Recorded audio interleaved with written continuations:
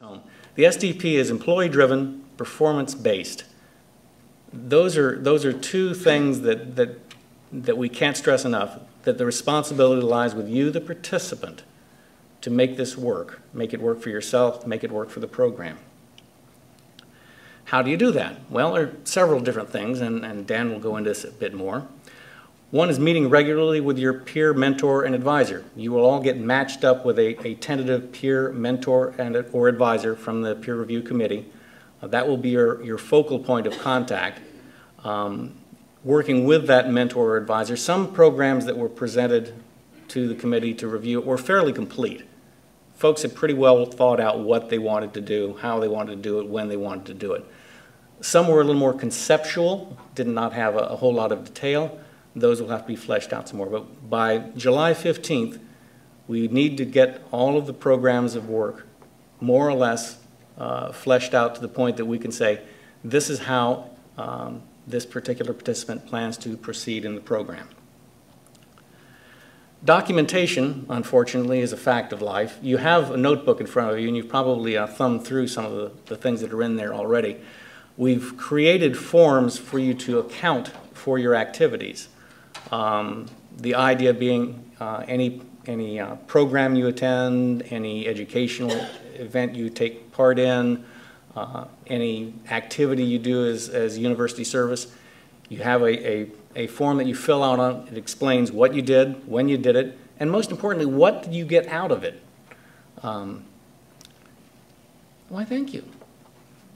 This is Jenny Bourne. She's a peer advisor, and she's very nice. I just wanted to keep him going. Keep me going, huh? Okay, right. So in there are forms, and what you would do is photocopy the forms and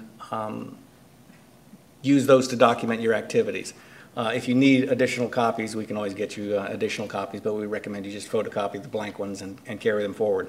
You'd also include any certificates of completion. Anything that documents what you have done toward completing your program should go in that notebook. And then we'll have to get copies of that for a parallel notebook maintained by the peer advisor. Keep up with those hours. That 80-30-40 split is pretty much inflexible.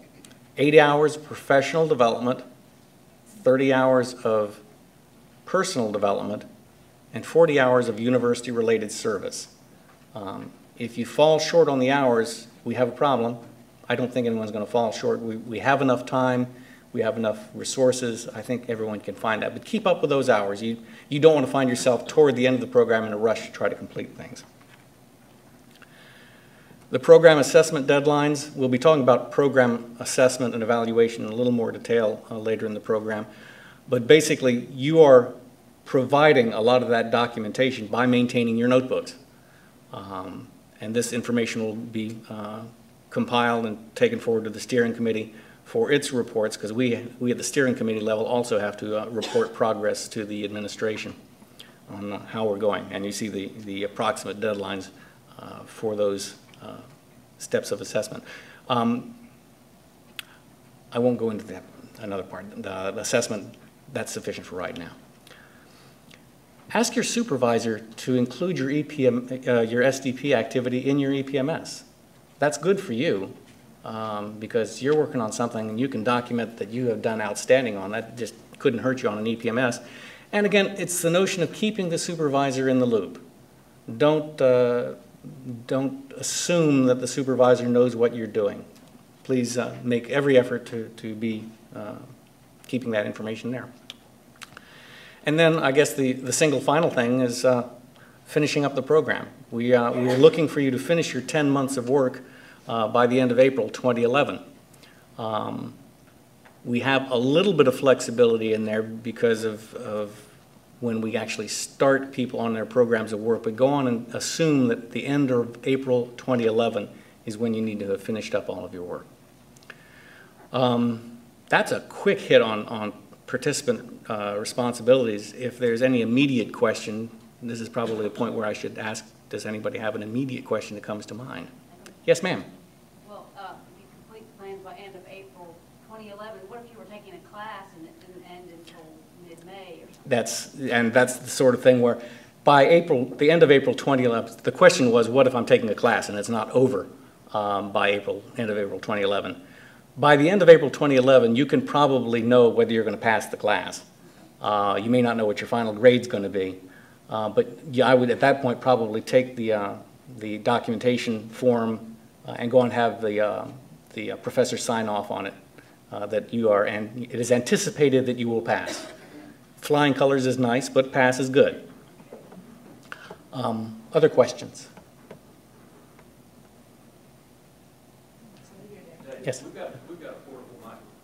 Well, rather than running back and forth at this point, this is short questions. I'm loud. We'll he's loud. You don't have to worry about it. Okay. I'll just aim the mic at you. I Sir. just want to say, as a participant, that I really appreciate what y'all have done to put this program together. I'm really excited about this, and I think it's one of the best things that Clemson's ever done for their staff. That wasn't a question. That was an unsolicited testimonial. Your check will be in the mail.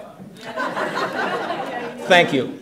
On behalf of all of us, yes, we definitely appreciate your kind words about the work we've done so far. Any other questions or kudos? Save the kudos for later.